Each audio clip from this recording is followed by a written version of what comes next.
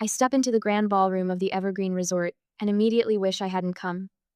Chandeliers drip crystal light across marble floors, and wealth whispers through the room in hushed tones of respect. Michael's hand finds the small of my back, steadying me with the gentle pressure of his palm. "Breathe," he whispers, his surgeon's eyes assessing me with clinical precision. "We earned our place here."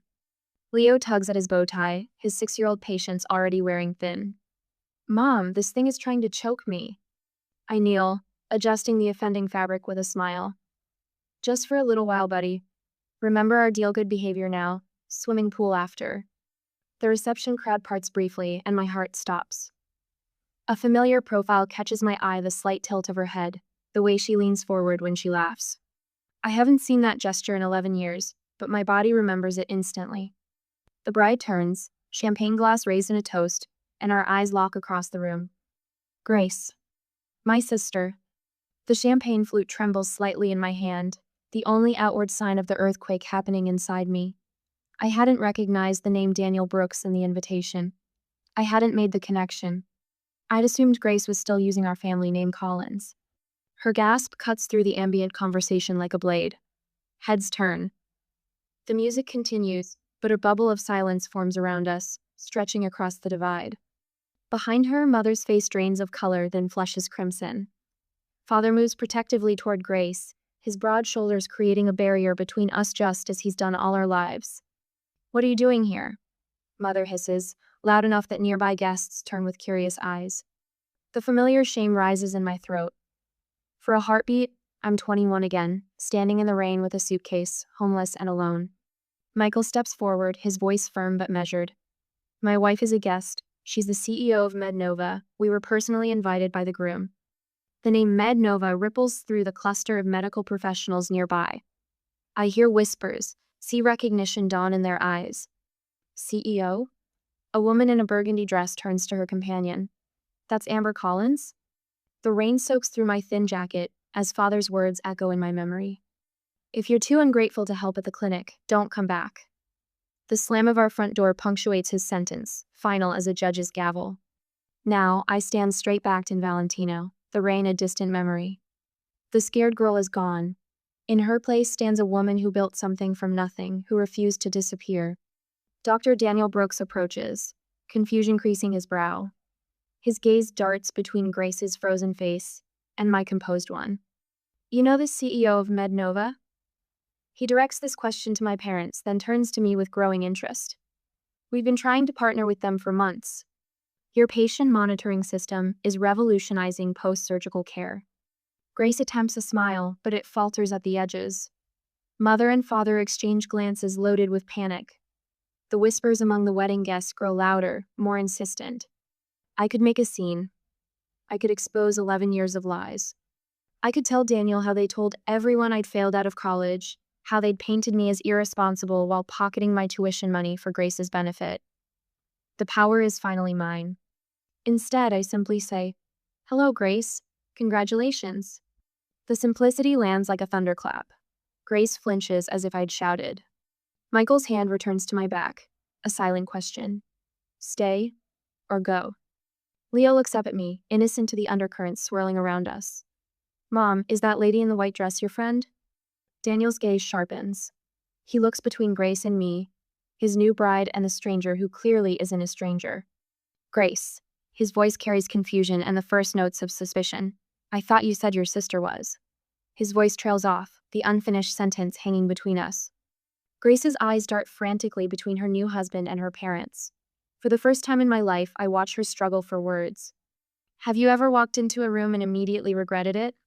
The smart move would be to grab my family and quietly slip away. Let Grace have her perfect day. Let sleeping dogs lie. But sometimes regret is just fear wearing a mask. And I stopped being afraid a long time ago. "And this is my wife, Grace," Daniel beams, his arms sliding around her waist. Stanford graduate and the brilliant mind managing her family's medical practice back in Vermont. I stand 10 feet away, my champagne untouched, watching my sister nod demurely as she's introduced to a cluster of doctors. Her pearl earrings catch the light when she tilts her head, a gesture I recognize from childhood or tell when she's about to stretch the truth. The Collins Clinic has been serving our community for 30 years, she says, voice pitched perfectly between pride and humility. We specialize in family medicine with some geriatric care. Michael touches my elbow, drawing my attention to the conversation unfolding beside us. A silver-haired woman in an elegant pantsuit studies my name badge. Mednova? Her eyes widen. You're Amber Collins? Your presentation at last month's medical summit was brilliant. The patient monitoring system you've developed is changing post-surgical recovery protocols across 3 states now. 4, actually, I smile.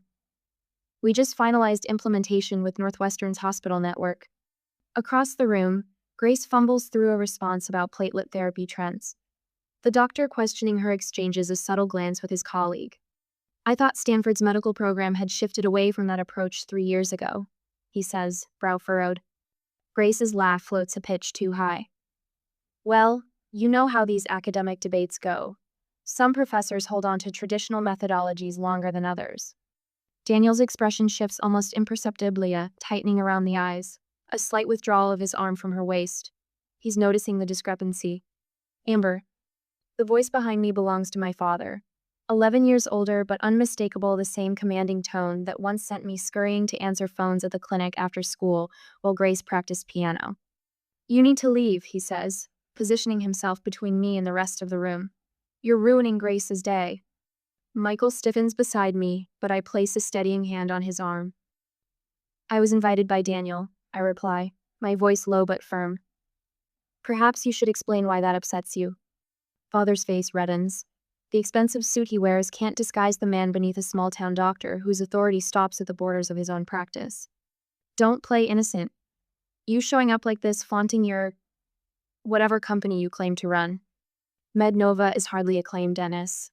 Michael steps forward, every inch the Harvard-trained surgeon. The medical technology conference in Boston last month featured your daughter as the keynote speaker. Her monitoring systems are in 27 hospitals nationwide. A nearby guest turns at this, clearly recognizing the company name. Across the room, my mother hovers near Grace, desperately trying to steer Daniel's colleagues away from my direction, her hands fluttering like panicked birds. Too late. The connections are already forming throughout the room, medical professionals recognizing my name, making associations. Leo tugs at my hand. Mom, can I have some cake now? You promised. In a minute, sweetheart. Leo looks past me, eyes fixed on Grace. Is that lady your sister? Does she go to Stanford like you did? Dennis's face drains of color.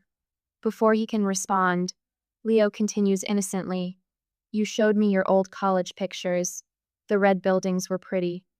Grace has drifted closer. Daniel beside her. Her face freezes at Leo's words. Stanford? Daniel says, looking between us. You went to Stanford too, Amber? Class of 2014, I answer simply. Daniel's colleague, a distinguished cardiologist based on his conversation, turns to Daniel. You didn't mention your wife's sister was Amber Collins. Her work on predictive algorithms for post-surgical complications is revolutionary.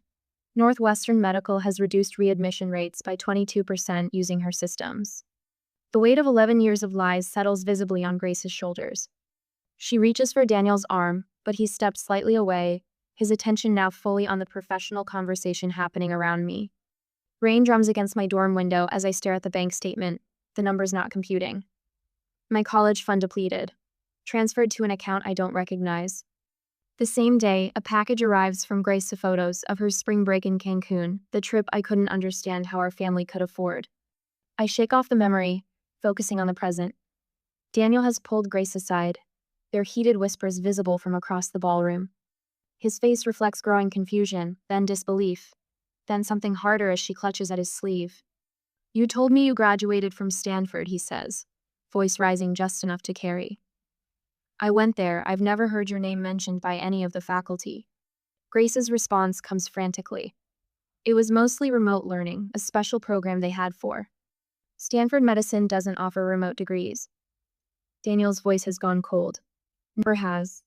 Color drains from Grace's face as she realizes her carefully constructed life is beginning to collapse. Her eyes dart around the room, landing on mine with desperation.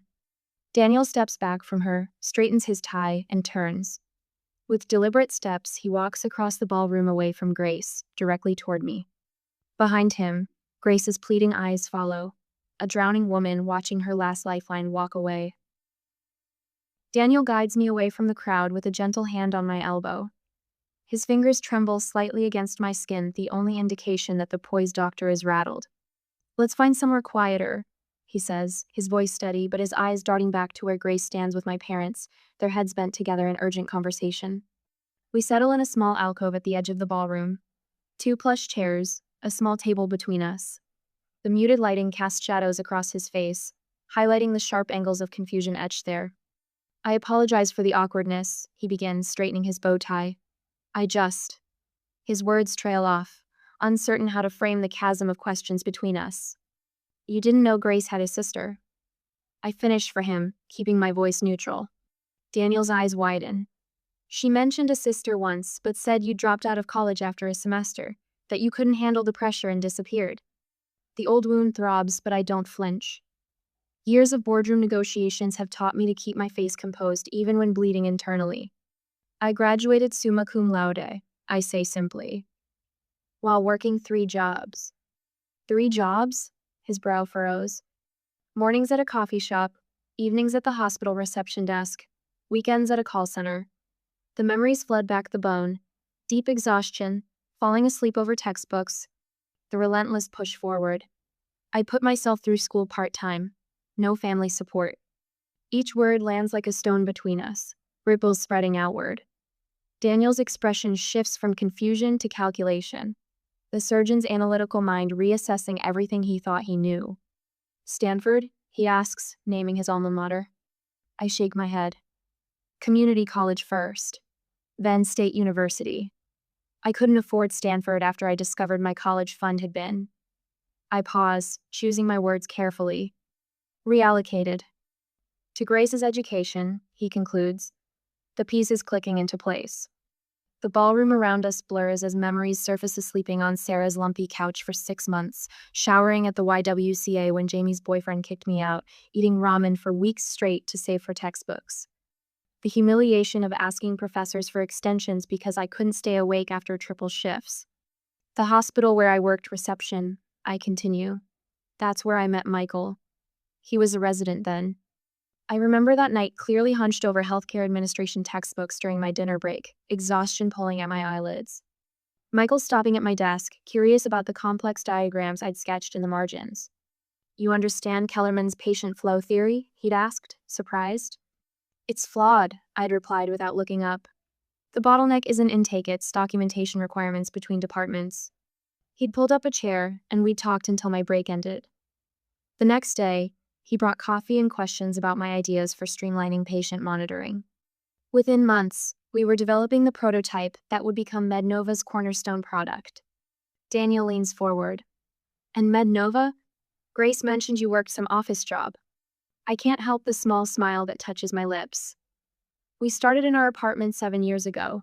Last quarter's revenue was just under $400 million. Across the room, I spot my parents flanking Grace like sentinels. Dennis paces small circles, his face flushed with anger, while Margaret clutches Grace's arm, her knuckles white with tension. They cast frantic glances our way, whispering urgently. "They're going to try to separate us soon," I say calmly. Daniel follows my gaze.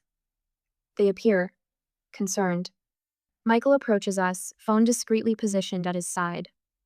I recognize his strategy documenting behavior while appearing casual. A protective measure we've learned after years of navigating hostile business environments. "Everything all right here?" he asks, his surgeon's eyes performing a quick assessment of my well-being. "Just catching up," I reply, gratitude warming my chest. The man standing beside me, steady, brilliant, can seize me as I am, not as my family's convenient narrative. On cue, Margaret bustles toward us, her voice pitched to Carrie.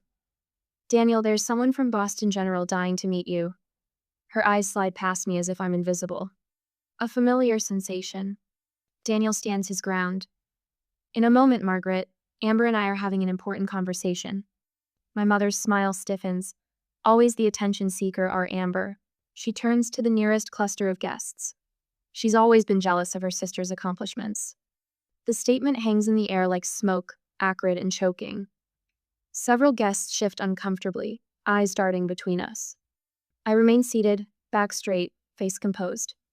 Michael's hand rests on my shoulder, a silent anchor. When the bathroom door swings closed behind me 20 minutes later, I'm not surprised to find Grace already inside, reapplying mascara with trembling hands. Our eyes meet in the mirror. "Why are you doing this to me?" she demands, voice breaking on the final word. I wash my hands slowly, deliberately. Doing what, exactly? Ruining my wedding, making Daniel question everything. Tears streak her carefully applied makeup. "I'm not doing anything," I reply softly. "I'm simply existing." Grace slams her mascara wand onto the marble counter. "You were supposed to stay gone." For the first time, I see the fear behind her anger, the terror of a house of cards beginning to collapse. "They told everyone you were a dropout," she continues, words tumbling out like a confession. "That you couldn't handle responsibility.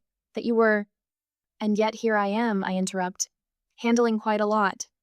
When I emerge from the bathroom, my composure is intact. I return to Michael's side, to the warmth of his hand finding mine. Grace follows minutes later, makeup freshly applied, but something essential has shattered behind her eyes. I notice it immediately, the subtle shift in the room. Wedding guests gradually drifting toward us, drawn by genuine curiosity. A neurosurgeon discussing patient monitoring innovations with Michael. A hospital administrator slipping me her card. "Your post-operative monitoring system reduced our complication rates by 30%, she tells me. "We'd love to explore expanding its implementation." Daniel stands at my elbow, attentive to the conversation, asking insightful questions about MedNova's technology. His new bride hovers at the periphery, unmoored. Father approaches, shoulders squared for battle. "Daniel," he interrupts loudly, "this is Grace's wedding. Let's focus on her accomplishments." The silence that follows fills the room like water, drowning everything else. All eyes flick between Daniel and Dennis, then to Grace, whose smile stretches thin across her face. No one speaks. No one needs to. Sometimes silence holds more truth than any words could express. I hand my half-empty champagne flute to a passing server and check my watch. We've stayed long enough. Michael catches my eye across the room where he's extricating himself from a conversation with an enthusiastic orthopedic surgeon. His slight nod confirms we're on the same wavelength, as always. "Are we leaving now?" Leo tugs at my hand, hope brightening his eyes. "Swimming pool time?" "Yes, buddy, just one more thing." I pull a small cream-colored envelope from my clutch. Inside rests a certificate for MedNova stock, not life-changing money, but enough to make a statement. This is who I am now, not the desperate girl they threw away. Michael joins us, his hand finding the small of my back. "Ready?" "Almost." I scan the room for Daniel. The poor man deserves some courtesy on his wedding day, even if his in-laws don't. We find him near the bar, watching Grace with an expression I recognize too well, the first hints of doubt creeping into what should be certainty. My sister works the room with practiced charm, but now I notice how she flinches slightly when medical terms enter the conversation, how quickly she redirects. "We're heading out," I tell Daniel, offering the envelope. "Congratulations again." He takes it with genuine warmth. "Thank you for coming, especially considering." His eyes drift toward my parents, who hover nearby like vultures circling wounded prey. "I appreciate the invitation. I mean it. Closing this chapter matters more than I realized." Daniel leans closer, voice dropping. "I'd like to visit MedNova sometime. Professionally." Our eyes meet, understanding passing between us without words. He knows. Maybe not everything, but my assistant will set it up. I offer my business card, aware of Grace watching us, her smile cracking at the edges like old porcelain. Mother glides toward us, social armor firmly in place. "Amber was always so driven," she tells a nearby guest with calculated lightness. Of course, she had advantages we couldn't provide Grace. The blatant reversal of truth would have wounded me once. Now it's almost comical. "What advantages were those, Mrs. Collins?" Michael asks innocently. "The 3 jobs while putting herself through night school, or sleeping on friends' couches after you took her tuition money?" Mother's face hardens, but a cluster of Daniel's colleagues has drifted within earshot. She retreats a step, recalculating. Leo looks up at me, confusion clouding his face.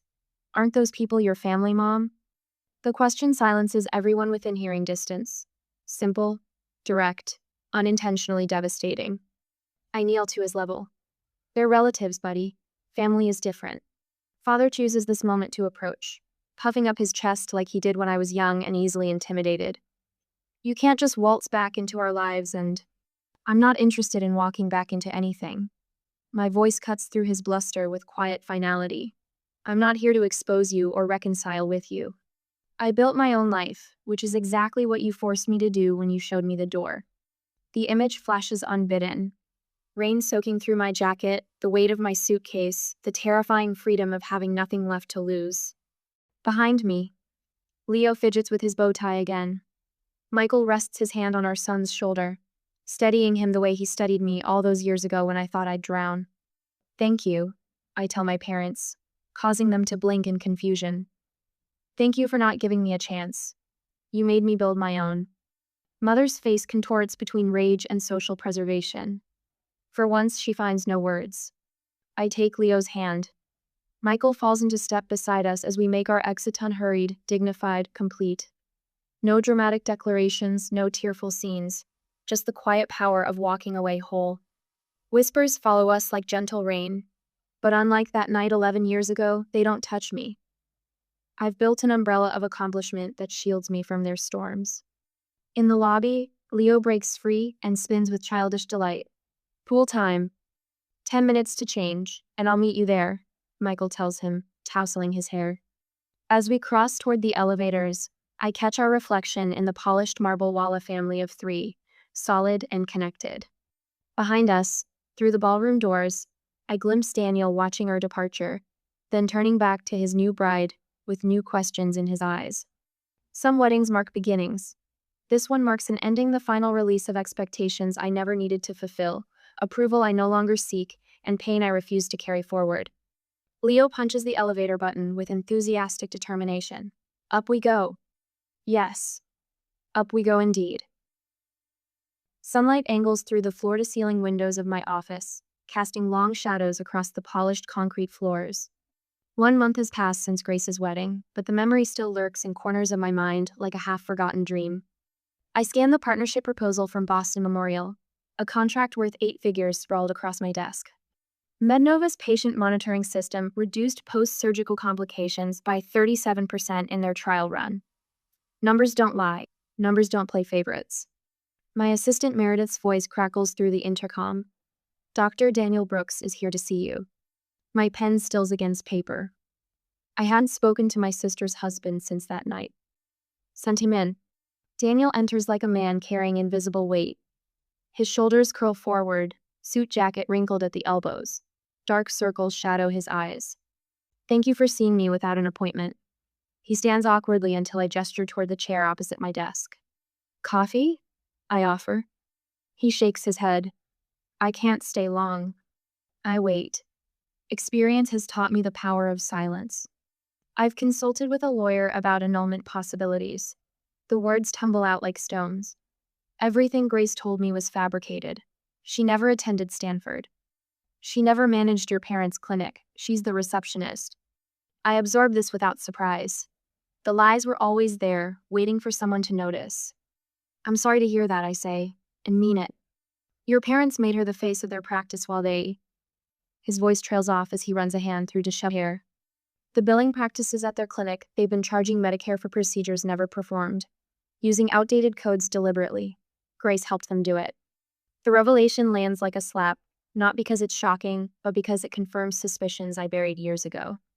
I didn't mean to drag you back into this, Daniel continues. But when I started investigating Grace's background, I found patterns, discrepancies.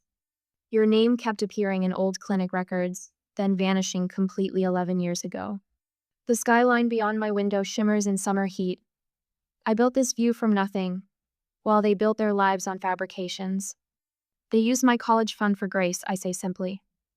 When I confronted them, they told me I wasn't Stanford material anyway. Daniel winces. The irony is, I never wanted to be a doctor. I wanted to improve medical systems, make them more efficient, more accurate. You've done that, Daniel says, glancing around my office.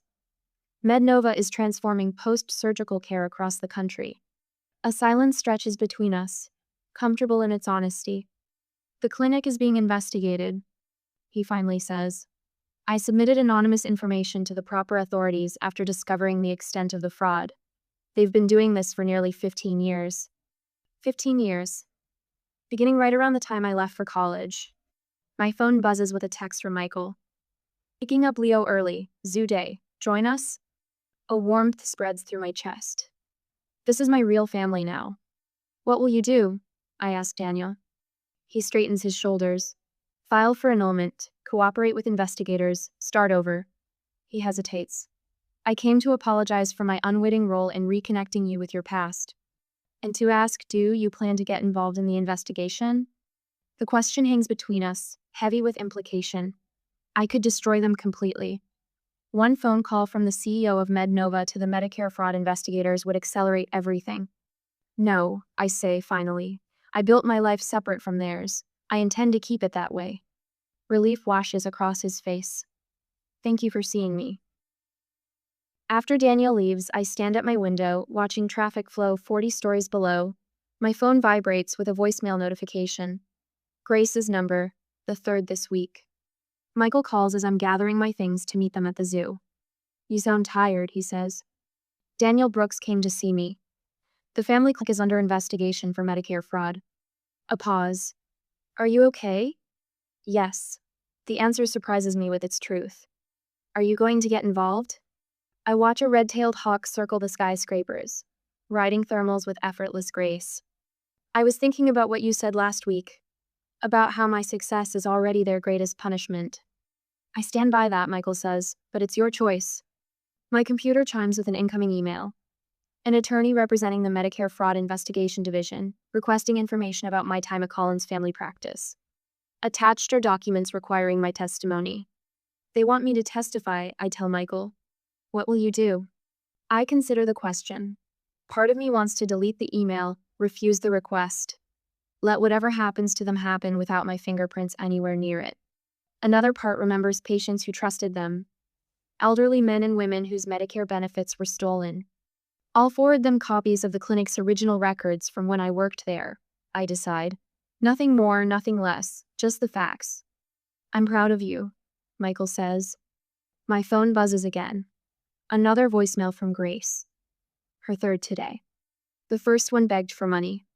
The second threatened to tell Leo the truth about his mother. I don't need to hear the third. I press delete without listening, the small action surprisingly final. Leo wants to see the new tiger cubs, Michael says, his voice a welcome anchor to my real life. Tell him I'm on my way. I gather my bag, pausing at the door to look back at my office. The Boston Memorial contract waits on my desk, another hospital ready to implement the system I built from nothing but determination and long nights. I close the door behind me, leaving Grace's voicemail in digital oblivion where it belongs. Some debts can never be repaid. Some wounds never fully heal. But I've learned that moving forward doesn't require forgiveness. Sometimes it just requires letting go. The purple coneflowers bend toward sunlight. I pinch back another spent bloom, adding it to the collection in my palm. 6 months have passed since the wedding. 6 months of breathing easier, like finally stepping out of shoes that never quite fit. Leo races between the raised beds, his Batman cape fluttering behind him. Mom, can I water the tomatoes? Start with the peppers, I tell him, pointing to the drooping leaves. They're thirsty today.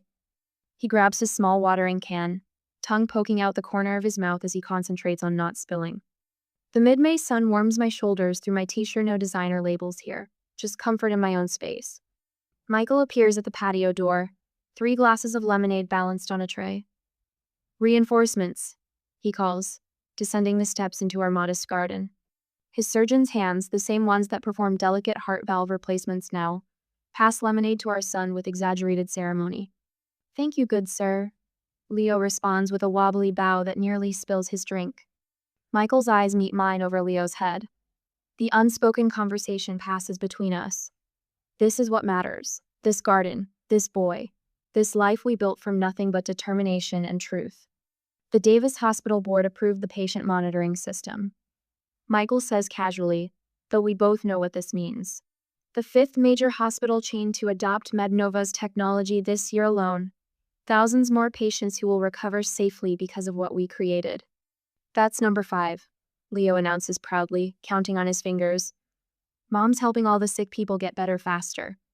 I ruffle his hair, amazed at how he absorbs everything. That's the idea, buddy. The doorbell chimes from inside. Michael raises an eyebrow. Expecting something? FedEx, probably. Those component samples from Switzerland. But when Michael returns, his expression has shifted. He holds a certified letter, the return address visible even from where I stand. Grace Collins, Brooks. My stomach tightens, the familiar knot I thought I'd finally untangled. I'll be in my office. The envelope sits on my desk for 17 minutes, while I finish reviewing quarterly projections. Michael leans against the doorframe, silent support. When I finally slit it open, a single sheet of cream-colored stationery slides out, covered in Grace's careful handwriting. Amber. The clinic closed last month. Not because of anything you did, because of everything Mom and Dad did. The investigation found billing irregularities going back 15 years. Daniel left me. He said he couldn't build a life with someone he couldn't trust. He was right. I'm not writing to ask for money. I know better now. I'm writing because I need to tell you that you were never the problem. I was raised to believe your intelligence threatened mine. Your independence undermined my security. I believed them when they said cutting you off necessary. I was wrong, they were wrong, and I'm sorry. Grace. Michael doesn't ask what it says. He waits until I fold the letter and place it back in its envelope. What will you do? He asks. Nothing dramatic, I answer, turning to my computer. I open a document, type for several minutes, then print a single page. I slide it into a MedNova envelope with the letter I've written. 2 weeks later, I stand at the edge of the American Medical Technology Conference in Chicago, watching my team demonstrate our latest innovations to a crowd of healthcare professionals. The red MedNova booth draws attention, our reputation preceding us now.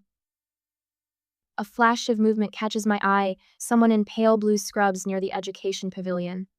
Grace, her hair pulled back in a simple ponytail, listens intently to a speaker discussing entry-level medical coding certification. Our eyes meet across the crowded exhibition hall. No gasps this time. No drama. Just quiet recognition. She holds the MedNova internship application I sent her, clutched like a lifeline. I offer a small nod, not forgiveness exactly, but acknowledgement. She returns it, eyes bright with something that might be determination. We don't approach each other. Some relationships are completed, not continued. That evening, I finalized the paperwork for the Collins first-generation medical scholarship. Not named for my parents, but reclaiming my birth name for something better. 20 students without family support will receive full tuition and mentorship next fall. Back home, I kneel in our garden again, digging small holes for new seedlings. Leo helps, his small hands patting soil around tender roots. Some plants don't grow well next to others, I explain, showing him how to space the seedlings. They need their own space to thrive. Like people? He asks, surprisingly perceptive. Smart boy, I whisper, kissing his forehead. Yes, like people. The sun slants golden across our yard. Through the kitchen window, I see Michael preparing dinner, moving easily through the space we've created together. I press another seed into the dark earth, covering it gently. Some roots you're given, others you get to choose. What would you do in this situation? Let us know in the comments.